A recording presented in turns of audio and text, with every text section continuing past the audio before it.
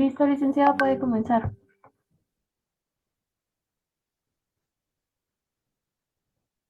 Gracias, Paola. Gracias, compañeros, por estar de nuevo comunicados en esta semana que nos ha tocado virtual, ya que pertenecemos al grupo número 1.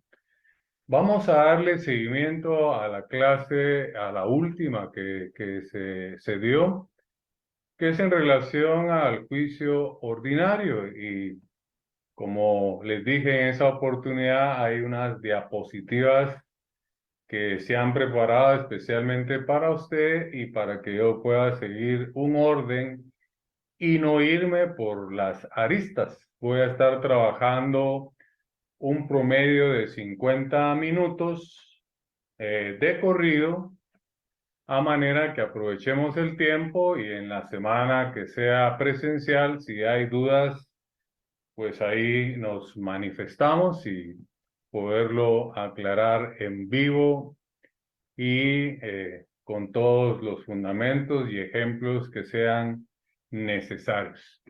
Entonces, yo les pediría que tal como se publicó, tengan a la mano sus 5 leyes obligatorias para este curso, principalmente su Código Civil, como lo tengo yo a la mano. Este lo tengo sin forrar porque está con las reformas que sufrió tanto el Código de Trabajo Laboral como también que se aplican en procesal civil, ya que procesal civil se aplica supletoriamente a todas las materias. Entonces, esa es la razón por que tengo este código, porque recién lo compré para tenerlo actualizado y guardar el viejito que siempre sirve para cualquier duda o para cualquier anotación que yo haya hecho en él. Entonces, nos vamos a ubicar puntualmente, Paola, si es tan amable, en la última diapositiva que proyectamos y yo voy a tratar de hacer una pequeña síntesis, un recordatorio, ¿verdad? Eh, Empezamos a hablar en esa primera clase, que esta es continuación de ella, ya de lo que es el juicio ordinario y sus incidencias. Si quieren, pues vamos retrocediendo, Paola, igual para que nos vayamos ubicando después de que nos hemos desconectado unos días. Desde la primer diapositiva, por favor, y la vamos corriendo hasta donde nos quedamos. Se recordarán que el tema que se inició es el juicio ordinario y sus incidencias. Ahí les indiqué que quien maneja procesal civil y maneja el juicio ordinario, no solo maneja el proceso civil, sino que por su aplicación supletoria a otras materias, también es importante para administrativo, laboral, etcétera, etcétera.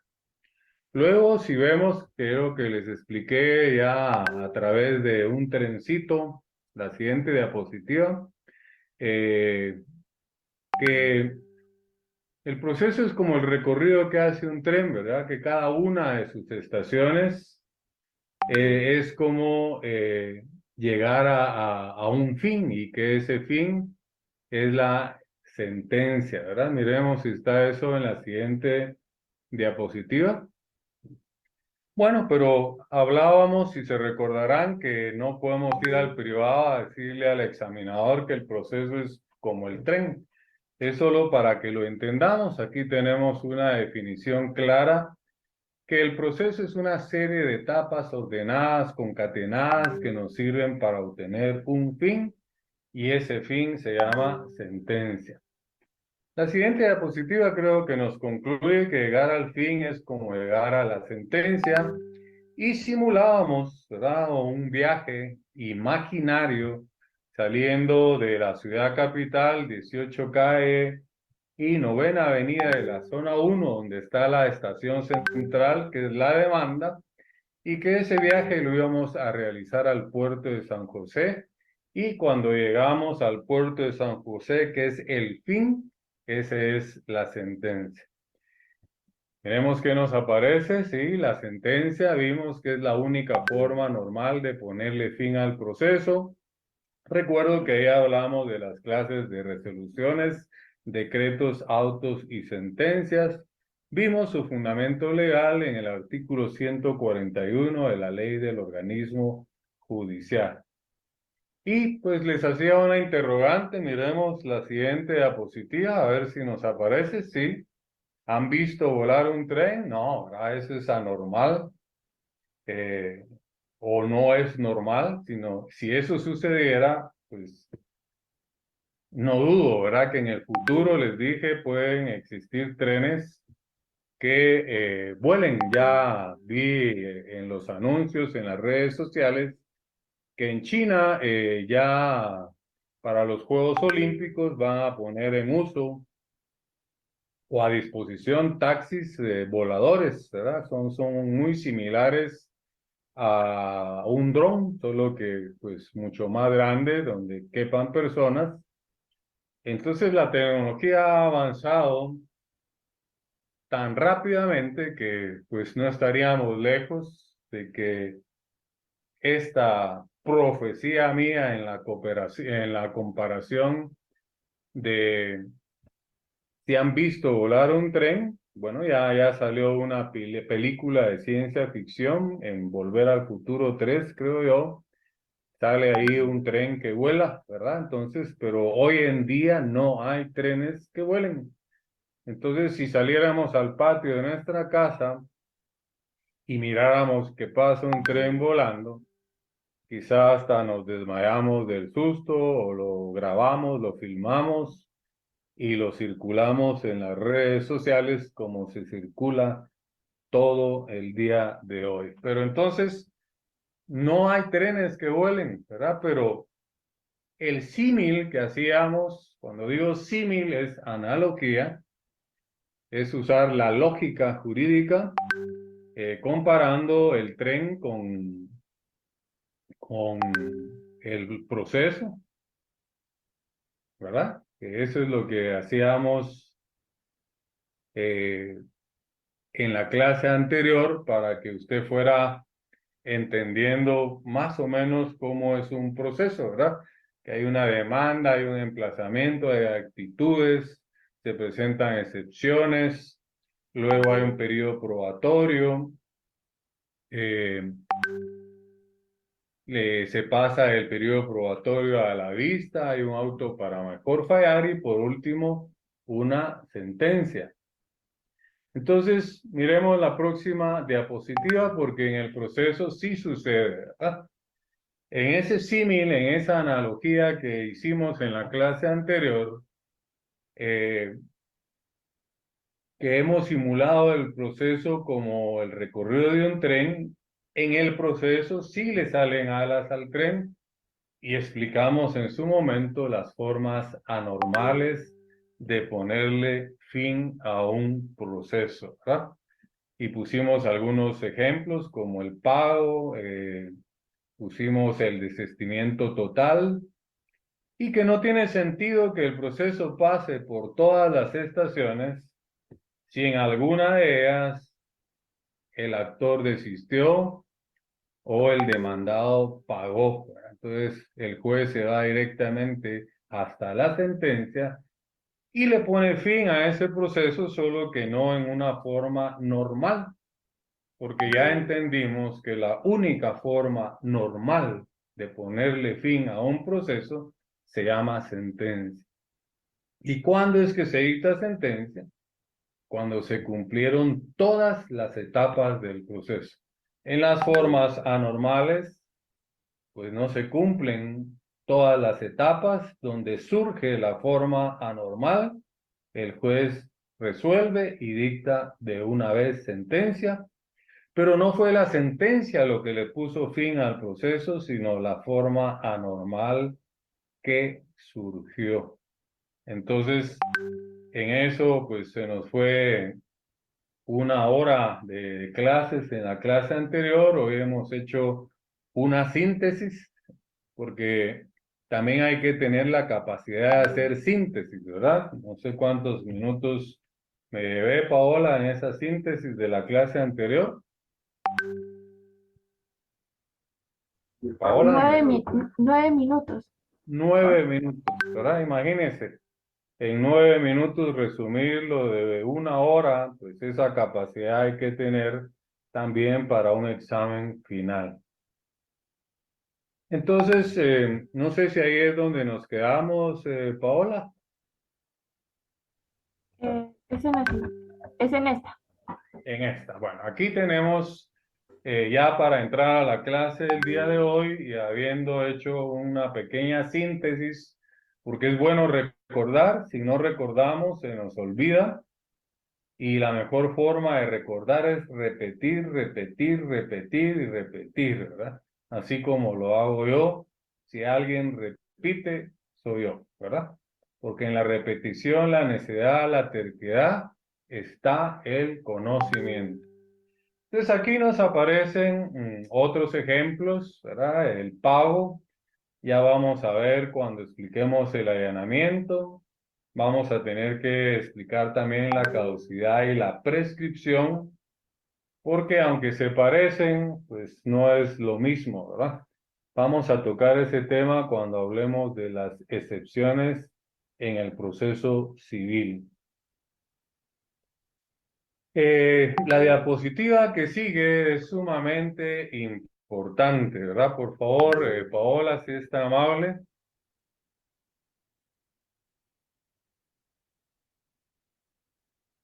El guatemalteco no sabe hablar español y yo soy guatemalteco.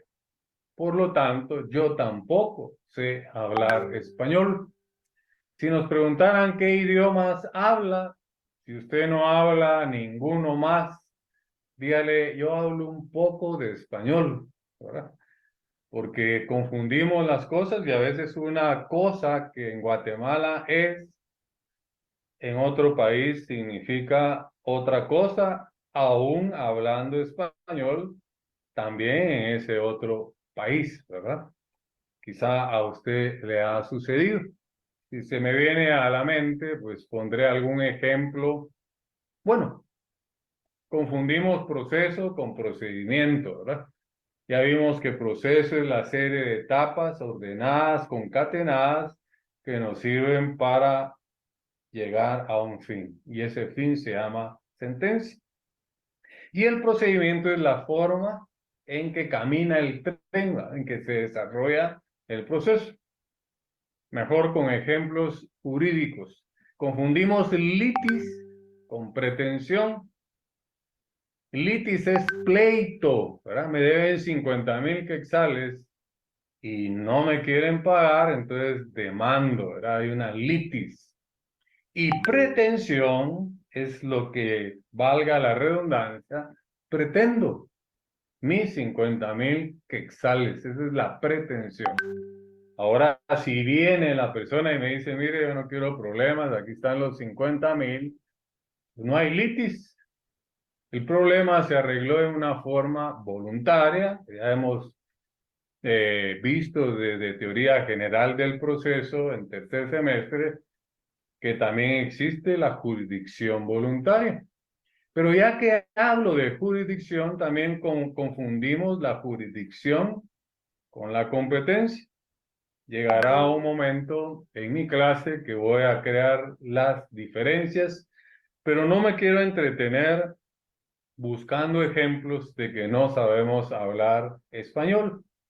Es por eso que el artículo 11, como lo ven en su diapositiva, y el artículo 143 de nuestra Constitución Política de la República, que siempre la debemos de tener a mano, ¿verdad? Aquí tengo yo mi Constitución, esa sí está forradita, porque no ha sufrido reformas, ¿verdad? Y es la que editó la Corte de Constitucionalidad. Entonces yo tengo que predicar con el ejemplo. Yo tengo acá también, me voy a hacer un poquito por acá, un compendio, ¿verdad? Un compendio de leyes, ¿verdad? Un compendio de leyes Tengo atrás de mí pues toda una biblioteca porque lamentablemente el abogado no lee, ¿verdad? Y más ahora con estos aparatitos, las tablets, los dispositivos, nos hemos vuelto haraganes, ¿verdad? Y en el privado tenemos que llevar nuestras leyes físicamente. A una audiencia tenemos que llevar físicamente nuestras leyes, aunque nos auxiliemos de una tablet o nos auxiliemos de una laptop, una computadora, ¿verdad? Pero siempre nuestras leyes físicamente para hacerlo en forma elegante al darle lectura a un artículo, ¿verdad? Porque hay que ver al juez de frente, hay que ver al Ministerio Público de frente, hay que ver a la contraparte de frente. Y si yo estoy enfocado en una laptop, aquí tengo yo mi laptop, ¿verdad? No sé si se logra ver. Aquí tengo mi laptop donde estoy conectado. Pero allá tengo una cámara que es hacia donde yo me dirijo.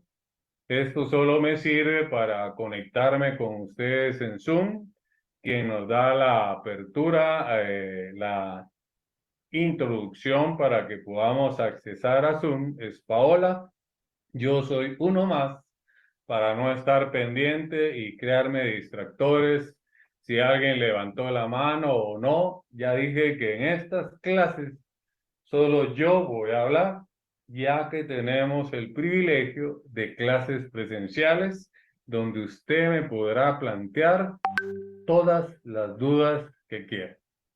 Así pues, avanzamos en los temas, ya que ya vieron que en pocas diapositivas tenemos mucho que hablar.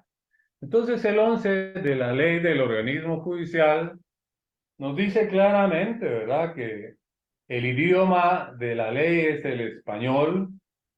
Si usted lo tiene a la mano, yo estoy parafraseando, no tengo mi ley del organismo judicial abierta para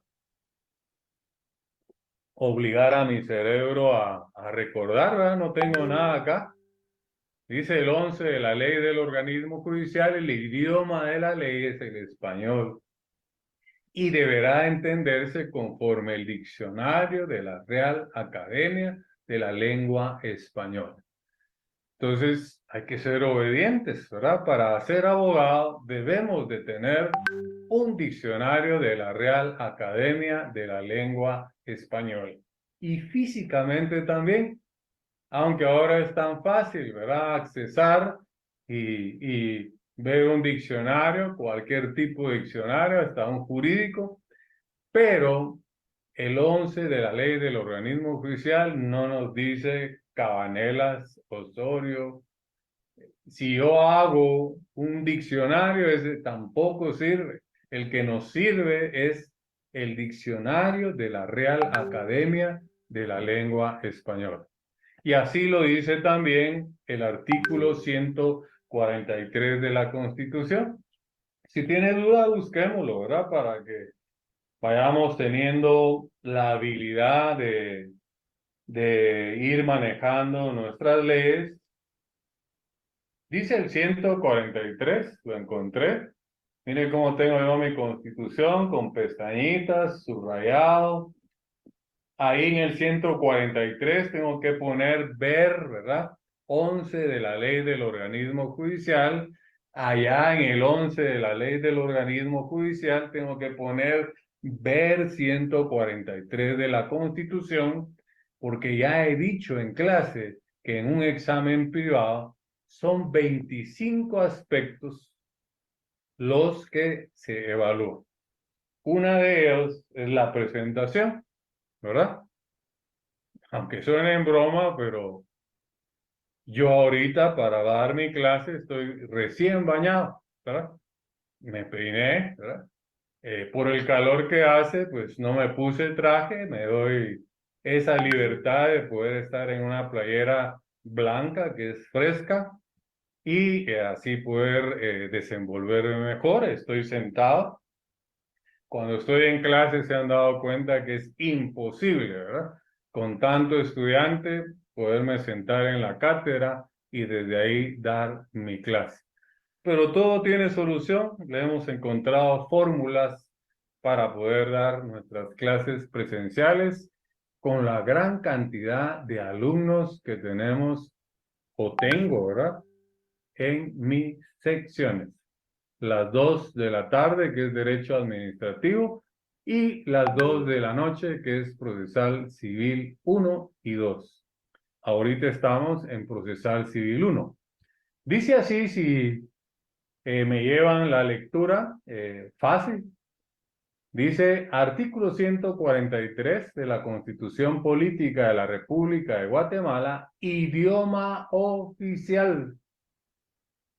El idioma oficial de Guatemala es el español.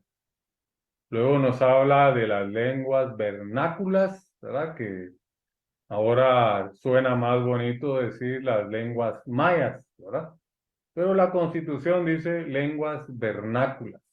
Forman parte del patrimonio cultural de la nación. Entonces, los idiomas mayas, las lenguas vernáculas, no es el idioma oficial, ¿verdad? Claro que un país civilizado, avanzado, debe de buscar la fórmula para que, pues, alguien que no habla el idioma español, ya sea guatemalteco o extranjero, se busque un traductor. Dese cuenta, se llama traductor. Traductor es el que traduce de un idioma a otro en forma especializada. Y ahí hay otro ejemplo que no hablamos bien el español, le llamamos intérprete. El intérprete es el que interpreta algo, ¿verdad? Por ejemplo, yo soy sordomudo, ¿sí? No me puedo expresar, pero hay alguien de mi colonia, de mi pueblo, o un familiar que me conoce y las señas que yo hago o lo poco que puedo expresar, él lo entiende, ¿verdad? Y lo interpreta. Entonces son dos cosas distintas y ahí fallan los abogados. Yo he ganado juicios solo con eso. Viene la contraparte y dice voy a proponer un intérprete, ¿verdad? Para que del idioma alemán nos interprete al idioma español. Objeción, señor juez, o también objeción, honorable tribunal de sentencia, o también objeción, honorables magistrados de esta sala de corte de apelaciones, o honorables magistrados de la Corte Suprema, o en su caso, honorables magistrados de la Corte de Constitucionalidad, según el diccionario, ¿verdad?, de la Real Academia. Imagínense cómo sirven las cosas. Y fundamentándome en el artículo 11 de la ley del organismo judicial, yo hasta me doy el lujo de decirlo de memoria, y en el 143 de la Constitución, el diccionario de la Real Academia dice, ¿verdad?, que intérprete es, y luego dice lo correcto que debió proponer la contraparte es un traductor jurado. Y tiene que ser jurado, no cualquier traductor. Salir al pasillo de quién habla alemán, no. Tiene que ser un traductor jurado para que tenga validez en un proceso. Entonces, solo con eso he ganado yo juicios, ¿entiendes? En lo más pequeño y en lo más grande, ¿verdad? Les he dicho en clase que las cosas sencillas son las más importantes. Y a veces dirá, bueno, ¿por qué el licenciado se entretuvo tanto con esta diapositiva? Porque todos los caminos llevan a Roma. Todos los caminos nos hacen ganar el privado. Todos los caminos nos hacen ganar los juicios. Como también nos pueden hacer perderlos, ¿verdad? ¿Por qué perece mi pueblo? Dice la Biblia. Por falta de conocimiento, ¿verdad? Entonces es importante que usted ponga atención, no solo simule que esté conectada, ¿verdad? Sino que tome sus notas, ponga atención y le saque provecho a cada una de las clases. Entonces, creo que está bien claro la importancia del diccionario de la Real Academia, el 11 de la ley del organismo judicial y el 143 de nuestra Constitución Política de la República de Guatemala. Siguiendo con nuestra clase, bueno, ahí les puse una broma, miremos en la diapositiva, si nos aparece, sí. Dice cantar en español, ¿verdad? Eso es lo que yo quiero, que usted cante canciones en español, ¿verdad? No en inglés, sin saber hablar inglés. A veces nos gusta una canción en inglés o en otro idioma y tarareamos, ¿verdad? Pero no sabemos ni de qué estamos hablando o escuchando. Entonces yo quiero que mis alumnos en mis clases canten canciones en español, no en inglés, sin saber hablar inglés. Que cada institución que migremos nosotros, ¿verdad? Como el proceso, el procedimiento, la litis, la pretensión, la jurisdicción, la competencia, las clases de resoluciones, decretos, autos, sentencias, las formas anormales de ponerle fin a un proceso, la diferencia entre proceso y procedimiento, cada una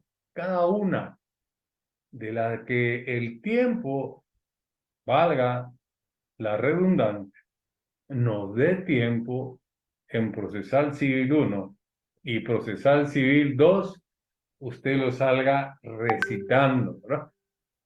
El proceso es una serie de etapas ordenadas, concatenadas, que nos sirven para obtener un fin. Y ese fin se llama sentencia. Y la sentencia es la resolución que le pone fin al proceso en forma anormal. Porque existen formas anormales de ponerle fin a un proceso, etcétera, etcétera, etcétera. Sigamos, bien, miremos qué nos aparece. Bueno, ahí seguimos con el famoso diccionario, ahora confundimos proceso con procedimiento.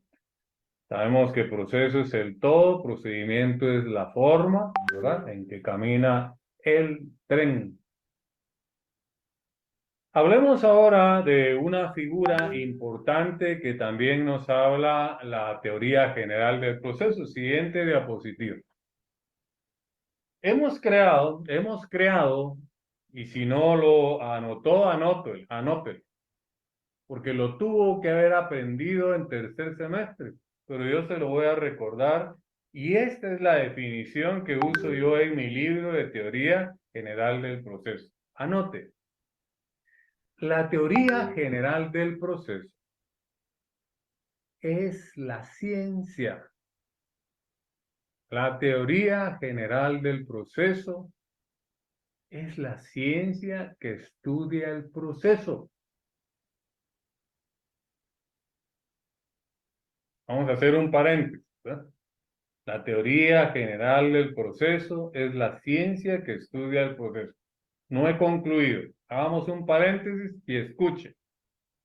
Es que la teoría general del proceso no estudia solo el proceso, estudia un montón de instituciones más.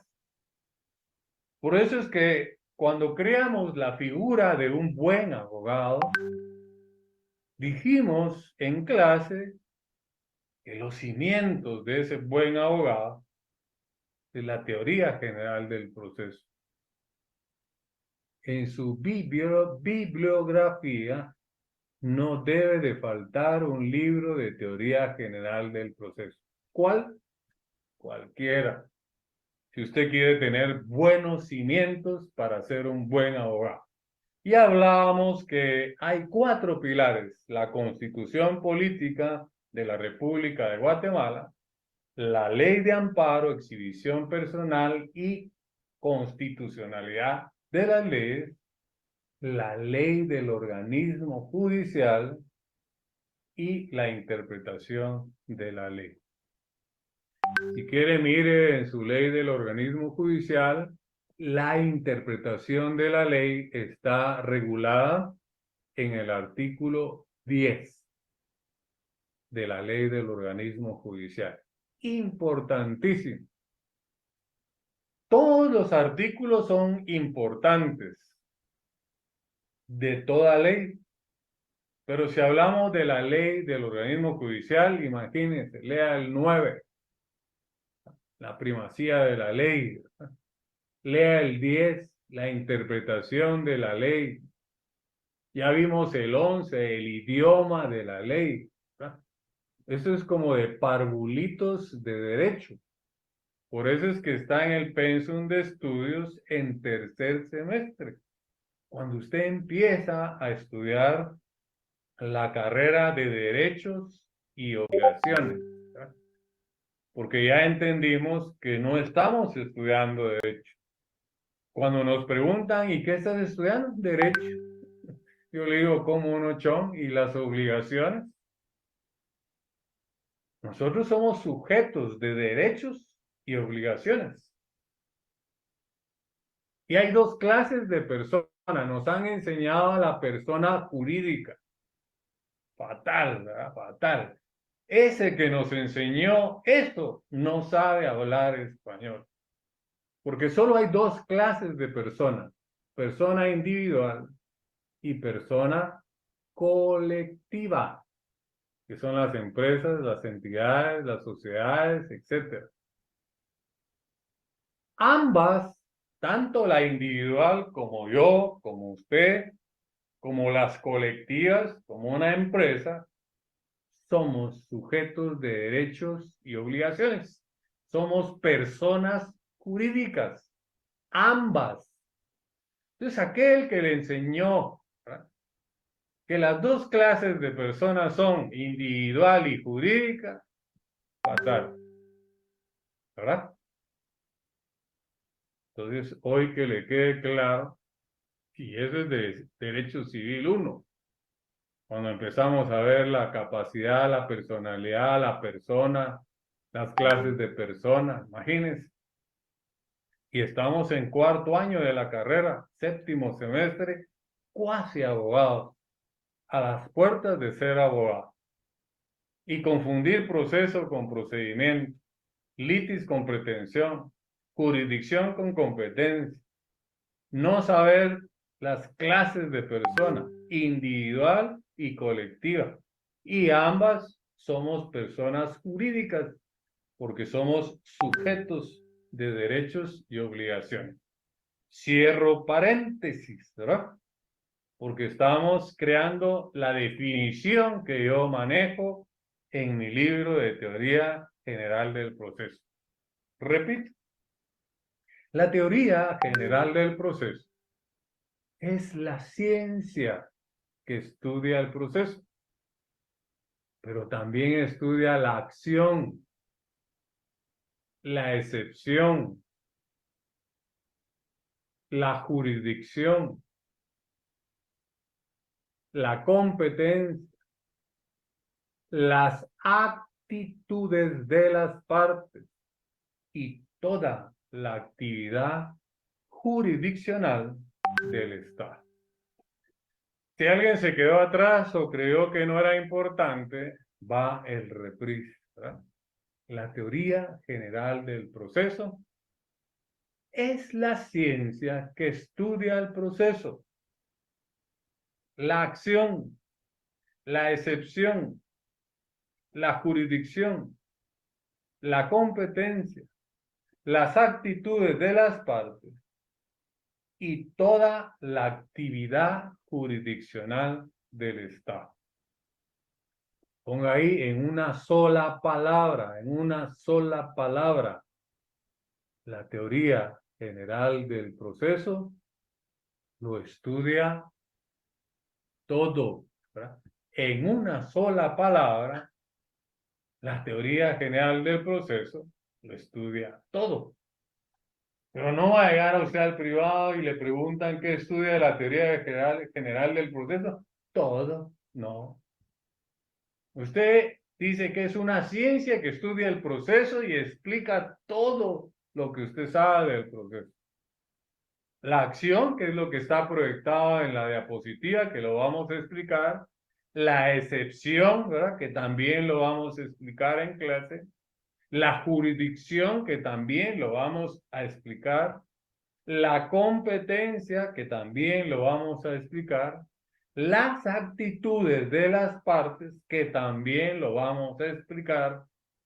Y toda la actividad jurisdiccional del Estado. Bueno, yo ya no lo tendría que explicar en Procesal Civil 1, pero como sé que venimos mal de los semestres anteriores, lo voy a explicar, ¿verdad?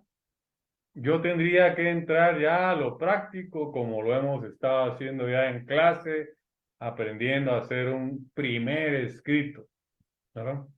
A eso se debería dedicar Procesal Civil 1 y 2. Pero sin todos estos insumos, vamos a fracasar, ¿verdad? No solo sacar una mala nota, sino no tener el conocimiento y terminar yéndonos hasta una escuela de vacaciones y en algunos casos tener que repetir el curso, ¿verdad? Entonces, eso es lo que yo no quiero con mis alumnos. Por eso es que lo voy a explicar. Entonces, sabiendo que la teoría general del proceso es la ciencia que estudia el proceso, ya lo explicamos, ya creamos la diferencia de proceso con procedimiento, ya explicamos el derecho de petición y el derecho de acción. Esto tiene que ver con el derecho de acción que está en la Constitución. Ya vimos que el derecho de petición está en el 28 de nuestra Constitución y el derecho de acción está en el 29 de la Constitución. Y vimos que el derecho de acción es un derecho constitucional, ¿verdad? Que tiene todo ciudadano de acudir ante los órganos jurisdiccionales. Pero cuando a esta palabrita acción le ponemos apellido procesal, se convierte en una palabra compuesta, se le llama cuando estudiamos lenguaje en primaria, ¿verdad? Entonces nos encontramos con una palabra compuesta, que es acción procesal.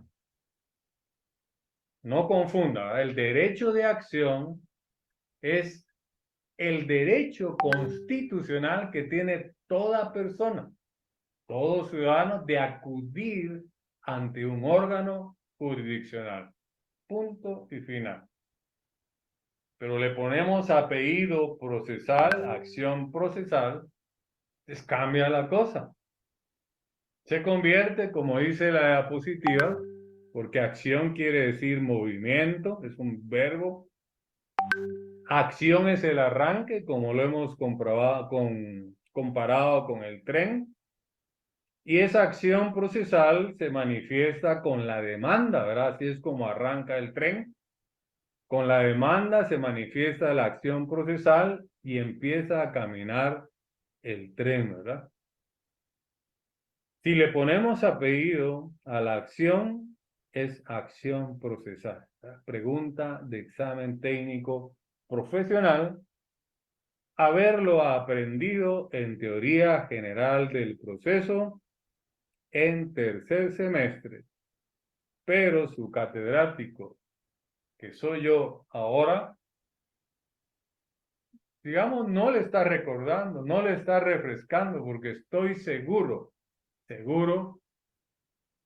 salvo excepciones, ¿verdad? Me puedo equivocar, soy humano, que no se lo enseñaron.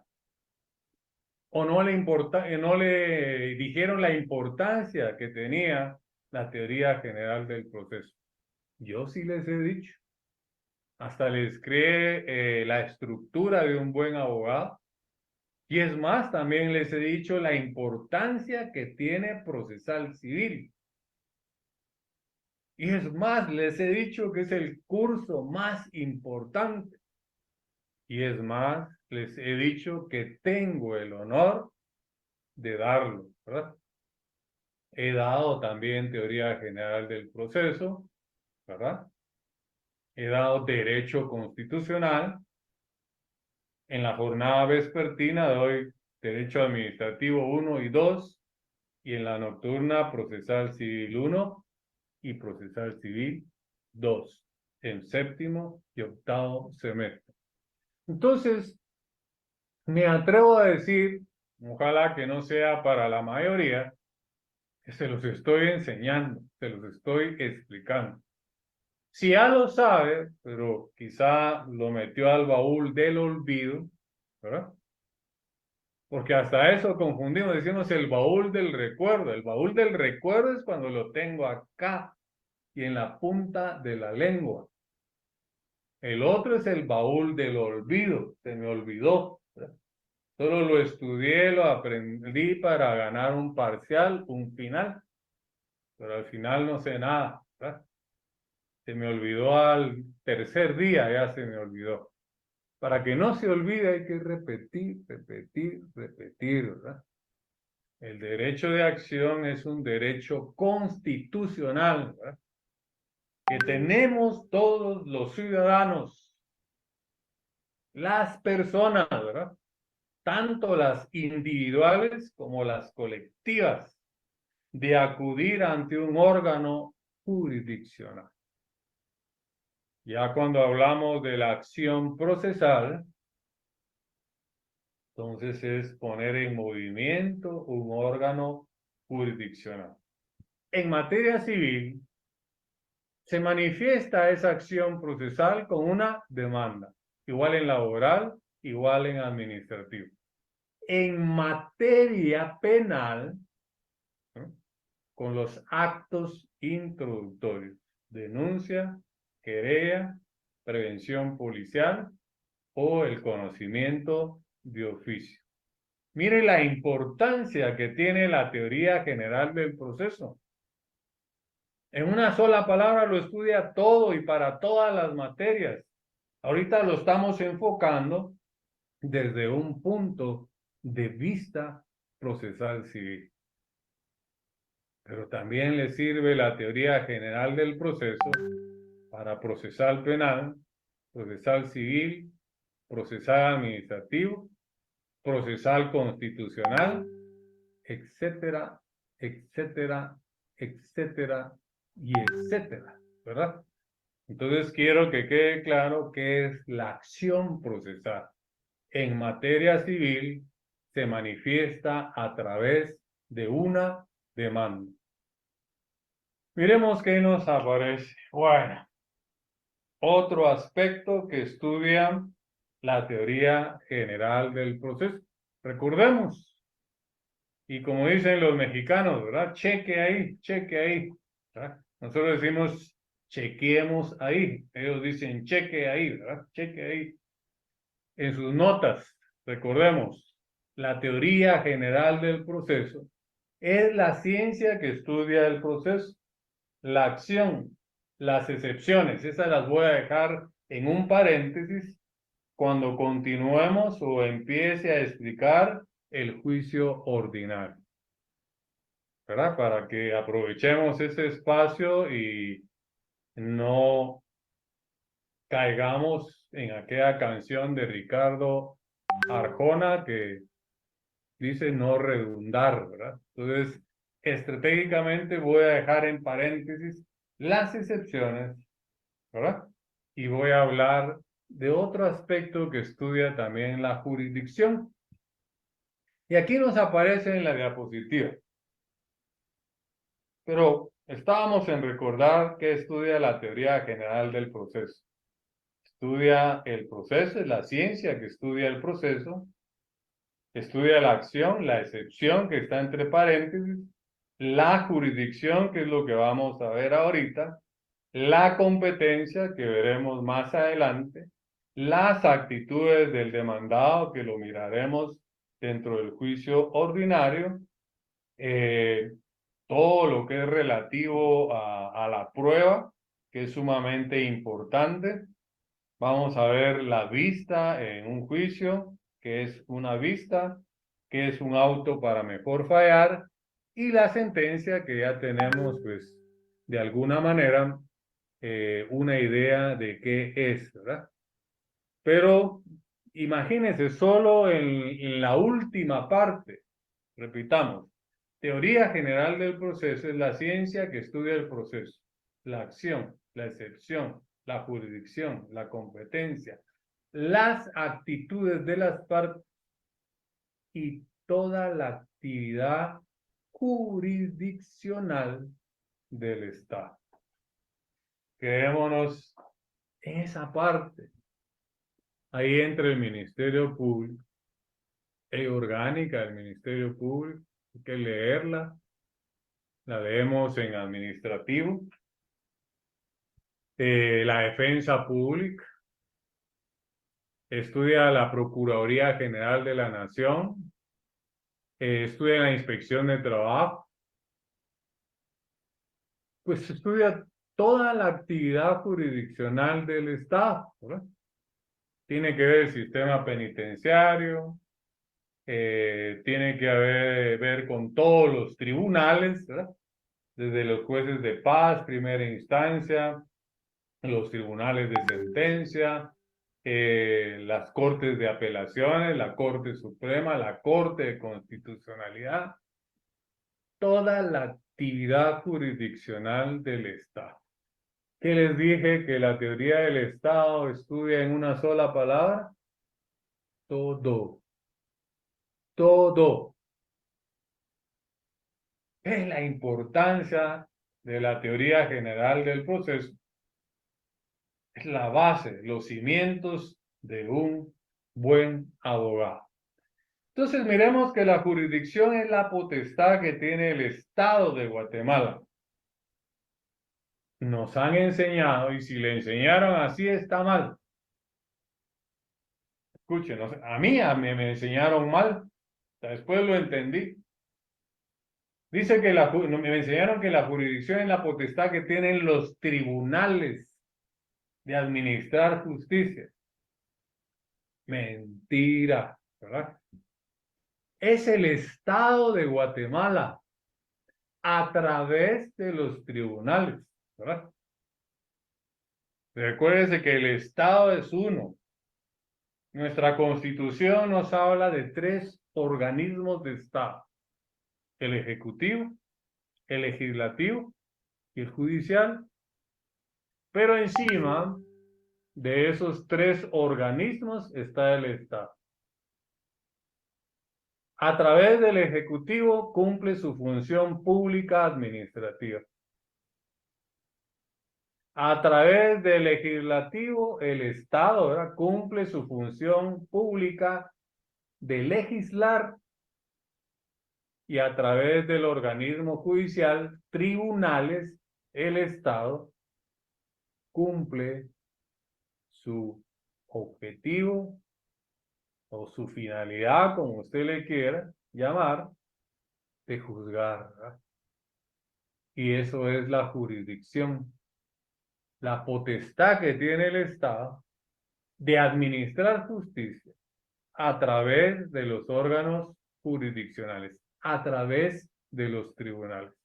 Nunca más diga que la jurisdicción es la facultad que tienen los tribunales. Es el Estado de Guatemala. Función pública de administrar, ejecutar, organismo ejecutivo. Función pública de legislar, hacer leyes, el organismo legislativo, el Congreso. Función pública de juzgar, de administrar justicia, jurisdicción, la Corte Suprema y el organismo judicial, ¿verdad? Entonces, espero que lo que esté en esta diapositiva quede claro. Es la potestad que tiene el Estado de Guatemala de administrar justicia a través de los órganos jurisdiccionales. Quiero preguntarle a Paola, porque a mí se me va el tiempo, ¿qué minutos nos quedan para cumplir los 50?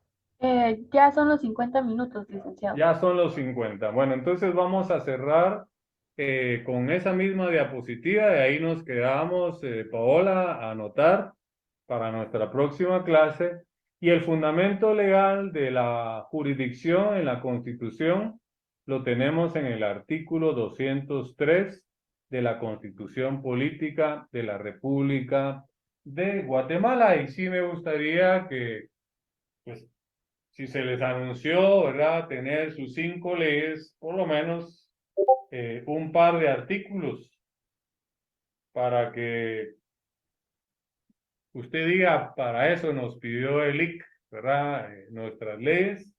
Nos ubicamos en el 203, ya lo ubiqué. Me es fácil porque yo sí conozco mi machete de trabajo, mi guitarra, mi balón. Y dice así el 203, no lo voy a leer completo, lo lee usted en casa, todo lo relativo al organismo judicial que está en el capítulo 4, sección primera, disposiciones generales. El artículo 203 dice independencia del organismo judicial y potestad de juzgar. La justicia se impartirá de conformidad con la Constitución y las leyes de la República. Dice más, pero no venimos a clase a leer artículos. Los artículos y las leyes se estudian, se leen, se analizan en casa. Entonces, vamos a concluir la clase del día de hoy siempre con nuestra fórmula de la asistencia. Ya Paola tiene 2 preguntas en Google Meet, fácil de responder, sobre la clase que dimos hoy, y esa será su asistencia de salida. Recuerde que la asistencia en mi clase tiene ponderación, tanto cuando es virtual como cuando es presencial. Y las preguntas son sencillas, ¿verdad? Simplemente para que en una forma sutil usted marque su asistencia de salida. Que Dios les bendiga, les deseo éxitos en todo lo que ustedes realicen en su vida y nos vemos, primero Dios, y Dios quiere, en la próxima clase.